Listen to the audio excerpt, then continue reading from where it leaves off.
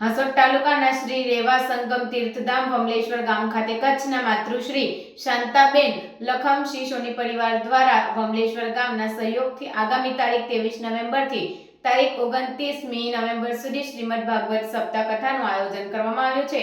આ કથાનું કચ્છ લલિયાણાના કથાકાર અજય પ્રસાદ રાજગોર રસપાન કરાવશે, ત્યારે કથાની તડામાર તૈયારીઓ પૂરજોશમાં ચાલી રહી છે। કચ્છ જિલ્લાના લખમસિંહ સોની, શાંતાબેન સોની અને જિજ્ઞેશ સોની તેમજ જિજ્ઞેશ સોની પરિવાર દ્વારા હાંસોદના રેવા સંગમ તીર્થધામ વમલેશ્વર ગામ ખાતે ભાગવત સપ્તાહ જ્ઞાન યજ્ઞનું આયોજન કરવામાં આવ્યું છે। શ્રી રેવા સંગમ તીર્થધામ વમલેશ્વર વિકાસ મંડળ અને વમરનાથ મહાદેવ મંદિરના સહયોગથી આગામી તારીખ 23 નવેમ્બરથી તારીખ 29મી સુધી ભાગવત સપ્તાહનું આયોજન કરવામાં આવ્યું છે। ત્યારે વમલેશ્વર ગામ ખાતે કથાની તૈયારીઓ પૂરજોશમાં ચાલી રહી છે। આ કથાની તૈયારીઓમાં વમલેશ્વર ગામના ગ્રામજનો પણ જોડાયા છે। ગામની મહિલાઓ પણ સ્વયંભૂ સાફ સફાઈ સહિતની કામગીરીમાં જોડાઈ છે। આ કથાનું કચ્છ લલિયાણાના કથાકાર અજય પ્રસાદ રાજગોર રસપાન કરાવશે। આ કથાની તારીખ 23મીના શનિવારથી પોથીયાત્રા દ્વારા પ્રારંભ કરવામાં આવશે અને તારીખ 29મીના રોજ કથાનું સમાપન કરવામાં આવશે।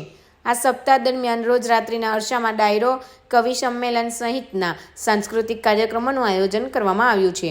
આ ભાગવત કથામાં ભુજના આર્ષ અધ્યયન કેન્દ્રના સ્વામી પ્રદીપ્તનાથ સરસ્વતીજી, અંકલેશ્વર રામકુંડ તીર્થધામના મહંત ગંગાદાસજી બાપુ, હનુમાન ટેકરીના મહંત સીતારામજી બાપુ અને બલબલાકુંડના સ્વામી રાજરાજેશ્વર ગિરિજી મહારાજ સહિતના સંત મહંતો પણ ઉપસ્થિત રહેશે।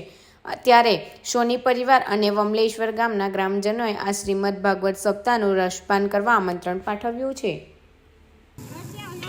જિજ્ઞેશ લખમસિંહ સોની, મૂળ વતન અમારું કચ્છથી અમે આ નર્મદા પરિભ્રમણ ગાડીથી 2 વાર કરી ચૂકેલા છીએ અને અમે બધા જ ધામો પર, આશ્રમો પર સર્વે કરી અમને એવી જગ્યા પસંદ થઈ કે આ વમલેશ્વર ગામની અંદર ભાગવત કથા થાય। વમલેશ્વર ગ્રામની અંદર બધા જ પરિવારો સાથે મળી અને રેવા સંગમ તીર્થ ક્ષેત્ર ધામ છે, તો આવો આને વૃંદાવન ધામ બનાવવું છે, બરસાણા ધામ બનાવવું છે। તો શહેર, તાલુકા, ભરૂચ જિલ્લાની તમામ ભાઈઓ, માતા અને બહેનોને ભાવભર્યું આમંત્રણ છે। આ ભાગવત કથા 23 તારીખથી સ્ટાર્ટ થાય છે। 23 તારીખના સવારે પોથીયાત્રા, શોભાયાત્રા, ઐતિહાસિક એવું આયોજન છે કે બધા જ આ ધર્મપ્રેમી જનતાને એ પોથીયાત્રામાં જોડાય। સંતો, મહંતો, નાની બાળાઓ પણ સાથે મળી અને શોભાયાત્રામાં જોડાવાના છે। સવારના 8 વાગ્યાથી 1 વાગ્યા સુધી ભાગવત કથાનું આયોજન છે। રાત્રે બધા જ સાંસ્કૃતિક કાર્યક્રમો છે, કવિ સંમેલનો છે, ડાયરા પણ છે, આવું બધું જ કાર્યક્રમો છે। તો 7 દિવસની આ ભાગવત કથાનું આયોજન છે તથા પરિક્રમાવાસીમાં જે પણ પધારશે તથા સમસ્ત ગામજનો 23 તારીખથી સવાર, બપોર અને સાંજ બધા જ પ્રસાદ સાથે લેવાના છે। તો આપ પણ જાહેર જનતાને આમંત્રણ છે, આપ પણ સાથે બરસાણા ધામમાં પ્રસાદનો લાભ લ્યો અને વૃંદાવન ધામમાં કથાની અંદર ભજન અને કીર્તનનો લાભ લ્યો। નર્મદે। મારું ગામ વમલેશ્વર નર્મદા પરિક્રમાવાસીઓના અંતિમ પડાવનું ગામ છે। ઘણા બધા પરિક્રમાવાસીઓ અહીંયા આવે છે।